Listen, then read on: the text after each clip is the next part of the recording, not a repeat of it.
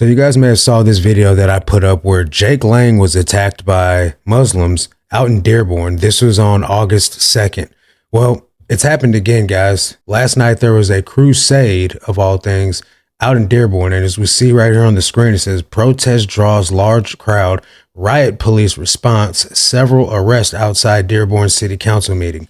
Let me play you this video, guys. Tensions boil over in Dearborn. A large crowd rushes the doors to the Henry Ford Centennial Library ahead of tonight's city council meeting. Police in crowd control gear rushed out to keep the peace. Inside, the debate everyone was there to see. We are one nation under God, indivisible. With heated public comment led by controversial political activist Jake Lang. It's over. It's over! But Dearborn city leaders and residents sharing a message of their own. I am so sorry that you are having to tolerate this appalling, disgusting display of ignorance and fear and hatred. Thanks for joining us tonight. I'm Karen Drew. The crowds have finally dispersed outside the Henry Ford Centennial Library. I want to walk you through exactly how we got here. So it was a protest dubbed the Christian Crusader March, promoted by influencer Jake Lang, was scheduled to start at 6. Now, the reason behind the protest stemmed from what Lang says was an assault last year while he visited Dearborn. He believes police did not respond in a timely manner. Now to today, 4:30, a crowd starts to gather.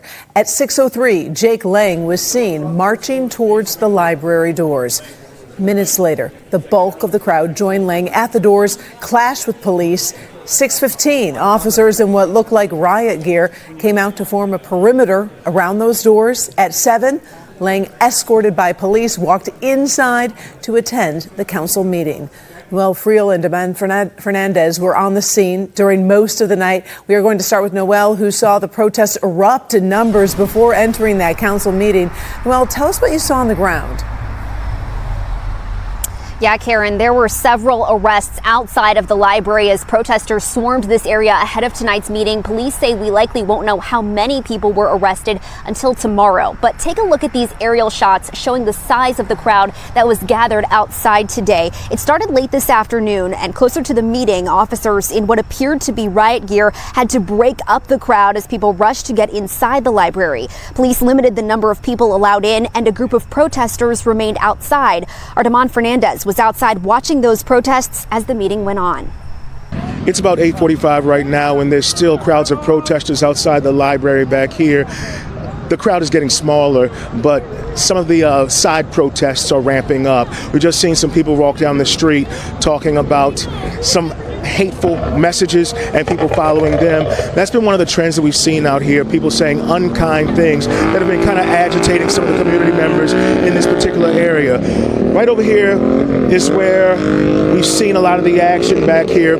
I can tell you this, at certain points of the evening, there have been some vehicles with American flags coming by shouting some unkind things to people, and crowds of the protesters have been following those vehicles in addition to state police. There have been a lot of community members out here just sitting by watching as some of the chaos has spread. For the most part, it's been kind of quiet out here. That's a good thing that some of the community members are pointing out, but there have been some people who have been agitating the crowd. Some people who live in this community and curious about exactly what's going on remain out here right now. They want to follow this, and they're wondering why this is a hot spot for controversy right now, and they all think it's unnecessary politics, unnecessary hate. Those are the messages that I'm getting back here. Again, we'll be out here monitoring how things develop. I'm going to send things back to you for now, Noel. Well, inside the meeting, it was a back and forth of public comments between organizers of the protest and Dearborn residents pushing back on their claims about the city. Activist Jake Lang and protest organizer Pastor Lorenzo Sewell both spoke. Lang tried to bring up a Quran during his public comment, which he was told he couldn't do. After he spoke, he started to tear up the Quran and was escorted out by police. Dearborn Mayor Abdullah Hammoud also gave a speech addressing the protests. There's no books or props allowed. It's over. It's over. We will have our way. Come blood or sweat, we will have our way. And I want to speak to every resident of Dearborn who has felt that fear. I want to boldly say that you belong here. That you belong here as much as anyone else. and generations of people who built this city prove it. Dearborn was built by people with different names, different accents, different traditions, and different ways of worshiping God. And during the meeting, the city council president defended the city's response after Lang was assaulted earlier this month. The police chief has said that officers were on scene in seconds and made several arrests. Karen. Now, Noelle, I understand some state Republican lawmakers met with Dearborn business leaders to denounce the rhetoric at today's protest. Tell us more about that. Yeah, that's right. That was organized by State Representative James Sena of the 29th District, which represents portions of Wayne and Monroe counties. And he called Dearborn a very welcoming city and saying that this is a place that Michiganders can be proud of. All right, Noelle, we appreciate your work tonight and also the crew that worked along your side.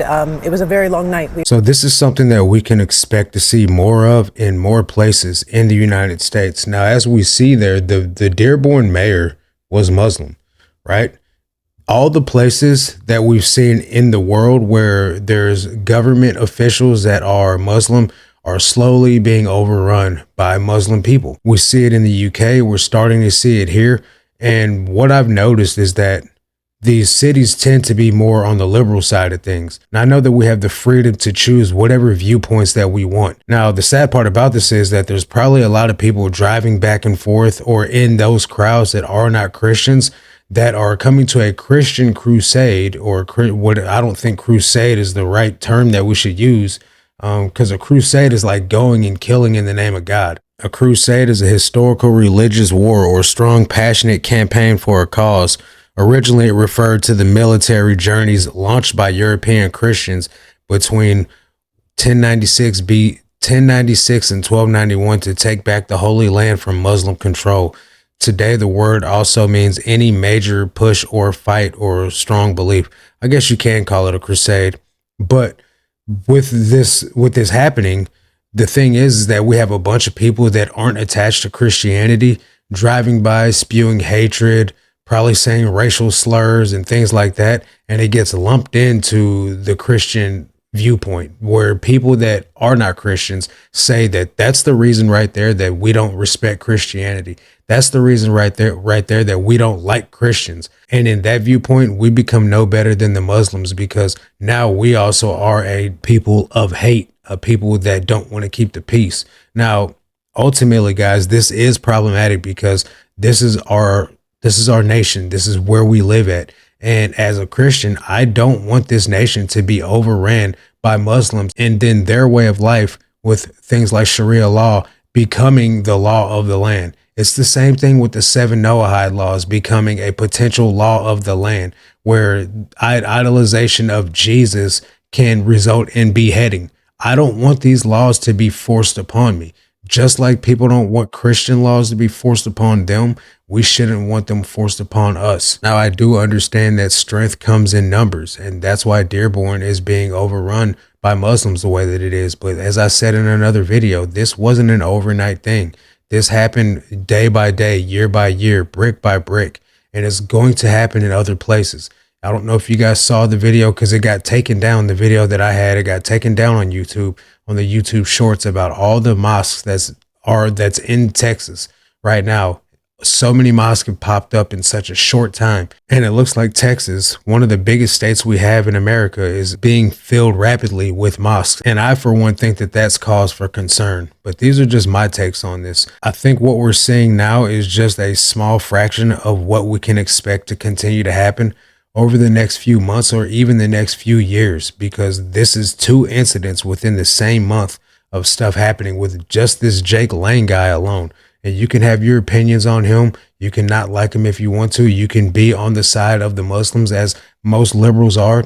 That's your right to do that. I'm not saying they don't have a right to be here in this country. I'm saying they don't have a right to take over our country. That's what my concern is. And as a Christian man, I'm not going for it. But you can hate me. You can disrespect me.